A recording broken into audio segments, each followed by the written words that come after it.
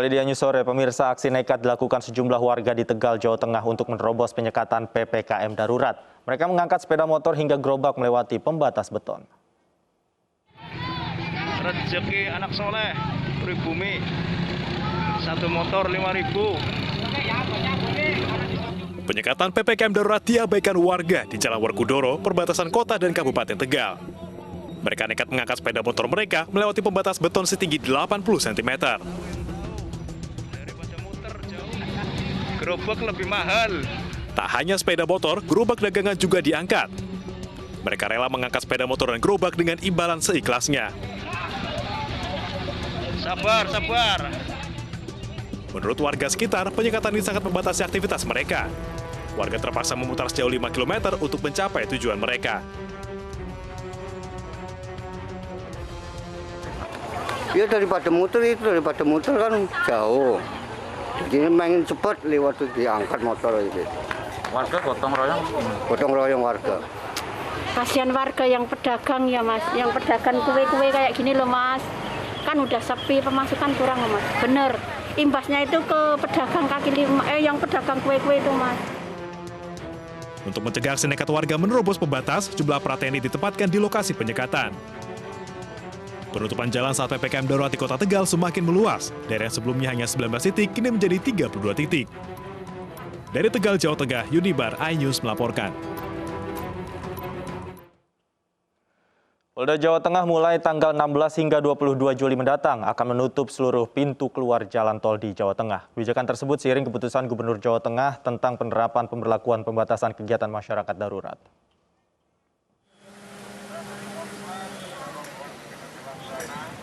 Kebijakan menutup seluruh pintu keluar jalan tol exit tol di Jawa Tengah disampaikan oleh Kapolda Jawa Tengah Irjen Pol Ahmad Lutfi usai menggelar rapat lintas sektoral di Ungaran.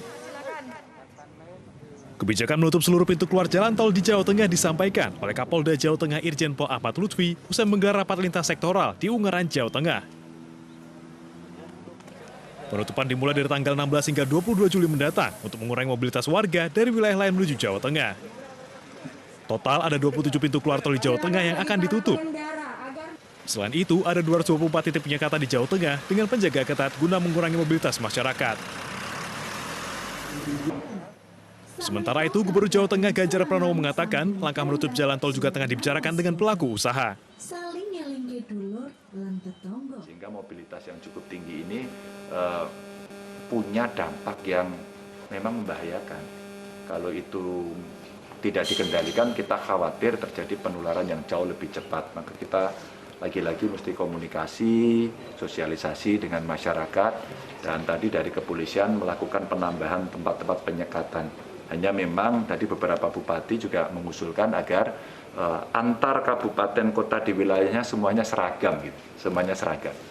Sehingga nanti tidak ada lagi yang di sini dibuka tapi di sini ditutup, gitu. Sehingga banjir pergerakannya terlalu tinggi. Dan kita juga minta tolong pada industri-industri, pabrik-pabrik yang kritikal, yang esensial untuk mengikuti ketentuan. Dalam penutupan jalan tol, petugas gabungan TNI Polri akan berjaga 24 jam. Penutupan ini diharapkan dapat mengubah beberapa wilayah di Jawa Tengah yang masuk zona hitam menjadi kuning bahkan hijau. Dari Semarang, Jawa Tengah, Kristadi, iNews melaporkan. Dan selengkapnya terkait rencana penutupan seluruh pintu keluar jalan tol di Jawa Tengah mulai tanggal 16 sampai 22 Juli mendatang, sudah bergabung bersama kami Kombes Pol Rudi Syafirudin, Dirlantas Polda Jawa Tengah. Selamat sore Pak Rudi. Selamat sore Mas Adit. Pak Rudi, apa yang menjadi alasan sehingga akhirnya exit tol di Jawa Tengah seluruhnya akan ditutup, Pak? Jadi gini Mas, jadi setelah kita analisa, bahwasanya setelah hampir 2 minggu kita melakukan rangkaian kegiatan penyekatan, dari penyekatan biasa sampai dengan penyekatan tengah sampai dengan penyekatan yang luar biasa sekarang ini, bahwa angka kenaikan COVID-19 cukup tinggi dan kita tidak mau kejadian berulang seperti pada saat kejadian Idul Fitri. Idul Fitri kita sudah menghimbau kepada seluruh masyarakat agar tidak mudik, mengakibatkan akan naiknya angka COVID-19 di Jawa Tengah. Dan itu sudah diprediksi oleh kita, oleh Bapak Kapolda, dan sudah kita rapatkan, ini bakal terjadi kalau terjadi mudik besar-besaran. Ternyata apa? Memang terjadi yang sebetulnya. Begitu kejadian, 2 minggu setelah itu baru angka COVID di mana-mana tinggi. Kudus tinggi, Jepara tinggi, Demak tinggi, Solo, Klaten, segala macam. Itu akibat apa? Akibat daripada kurangnya masyarakat yang datang ke Jawa Tengah mematuhi protokol kesehatan yang ketat. Dalam arti kata, tidak disiplin di masyarakat. Itu, Mas. Baik. Kemudian nanti penerapan teknisnya seperti apa, Pak? Apakah seluruh kendaraan memang dilarang untuk keluar di Jawa Tengah atau ada pengecualian-pengecualian? Jadi nanti pintu exit tol kita ada 27, Mas. Ya 27 itu kita jaga 24 jam. Khusus esensial dan kritikal tetap bisa masuk. Tetap kita masuk. Jadi kita tidak menghambat hal-hal yang memang sudah diatur oleh pemerintah menyangkut masalah siapa yang boleh masuk ke daerah-daerah kita. Dan pada saat nanti setelah masuk pun daerah kita, begitu dia esensial atau kritikal, kita akan berikan suatu labeling atau stiker. Oke. Stiker itu yang menandakan bahwa yang bersangkutan betul-betul esensial atau kritikal, sehingga anggota di lapangan tidak terlalu berat untuk memeriksanya. Kemudian kalau untuk kendaraan yang dari Jawa Tengah, Pak, untuk masuk ke tol apakah diperlakukan dengan sama atau seperti apa? Sama, jadi keluar masuk saya larang. Keluar masuk dilarang untuk masuk ke areal tol. Kenapa? Kita kan menghambat bagaimana laju mobilitasi dan laju kegiatan masyarakat, dalam arti kata, ayo kita sekarang tinggal di rumah saja, sementara sampai dengan COVID ini reda. Harapan pemerintah itu sebetulnya. Baik, kemudian untuk kendaraan-kendaraan yang tadi disebutkan di sektor kritikal dan esensial, nanti berkas atau dokumen apa saja, Pak, yang akan dicek oleh petugas? Yang pertama, kalau memang pekerja, dia punya surat pekerjanya dari masing-masing perusahaannya yang menyatakan bahwa dia bergerak di bidang esensial atau kritikal. Yang kedua, kita lihat dia masuk nggak dalam hal-hal kategori pengecualian. Dia harus punya surat keterangan bebas COVID. Dia harus sudah divaksin dan sebagainya. Nanti kriteria esensial dan kritikal itu sudah ada. Kalau misalnya masuk sembako, farmasi, SPBU, minyak segala macam, kita akan lihat dan kita akan masukkan, termasuk kepada TNI Polri, dan itu langsung kita berikan akses untuk masuk. Baik. Mudah-mudahan kebijakan ini juga bisa mengurangi mobilitas warga khususnya di Jawa Tengah. Terima kasih sekali lagi Kombes Pol Rudi Syafirudin sudah bergabung bersama kami di iNews Sore. Selamat sore. Pemirsa, Wali Kota Surakarta Gibran Rakabuming Raka positif COVID-19. Meski positif, Gibran mengaku dalam kondisi tanpa gejala.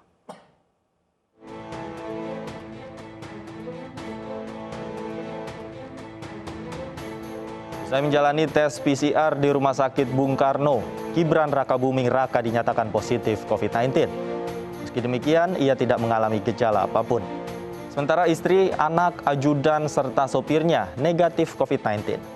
Kini Gibran menjalani isolasi mandiri sambil bekerja seperti biasa. Pelayanan publik di Kota Surakarta terus berjalan dan Gibran akan berkoordinasi dengan seluruh stafnya secara jarak jauh. Untuk Bapak Ibu, terutama warga Solo,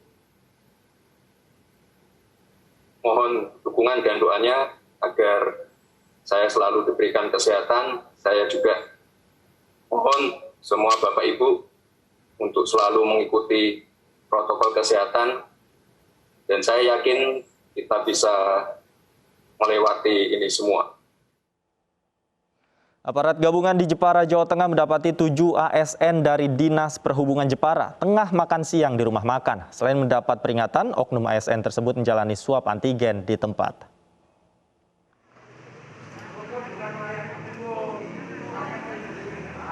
Di saat pemerintah tengah menegakkan peraturan PPKM darurat, 7 ASN di Jepara, Jawa Tengah ini justru melanggarnya. 7 ASN dari Dinas Perhubungan tertangkap tangan sedang makan siang di rumah makan di wilayah Kecamatan Kalinyamatan dan Krasak. Padahal dalam aturan PPKM darurat diberlakukan larangan makan di tempat untuk menghindari kerumunan. 7 ASN yang kedapatan makan di rumah makan ini langsung menjalani swab antigen di tempat.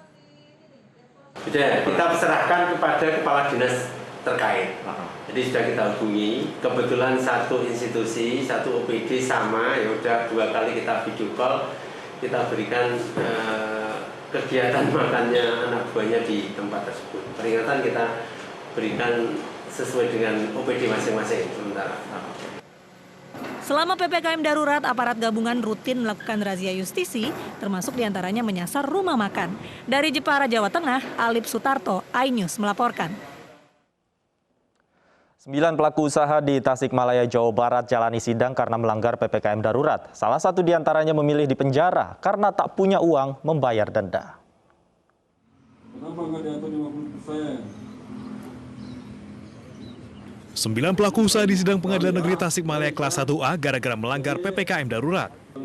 Total denda yang dikenakan untuk 9 orang pelanggar mencapai 53,5 juta rupiah.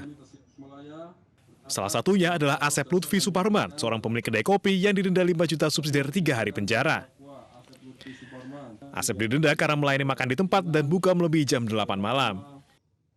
Namun berbeda dengan pelanggar lain, Asep memilih merasakan tidur dalam jeruji besi selama 3 hari karena tak sanggup membayar denda. Vonis denda 5 juta sama kurungan 3 hari. Terus Akang milih yang mana nih? Yang 3 hari kurungan. Kenapa? Karena pendapatan juga jauh, Pak, nggak bakal kebayar. Dendanya ya lumayan tinggi. Lumayan tinggi ya. Sama penghasilan juga nggak bakal ketutup, Pak, sama penghasilan bersih maksudnya gitu. Karena saya kan kedainya kedai kecil, buka juga di jam sore gitu. Selama PPKM darurat, tempat makan dari kafe hingga pedagang kaki lima tidak boleh melayani makan di tempat. Pedagang hanya boleh melayani pesanan yang dikirim atau dibawa pulang. Banyak pengusaha kecil yang pendapatannya menurun drastis selama PPKM darurat. Namun kebijakan diambil pemerintah untuk mengendalikan laju penularan COVID-19. Dari Tasikmalaya, Jawa Barat, Asep Juharyono, iNews melaporkan. Ratusan warga di Situbondo mengambil paksa jenazah COVID-19. Kami segera kembali usai jeda, tetaplah di iNews Sore.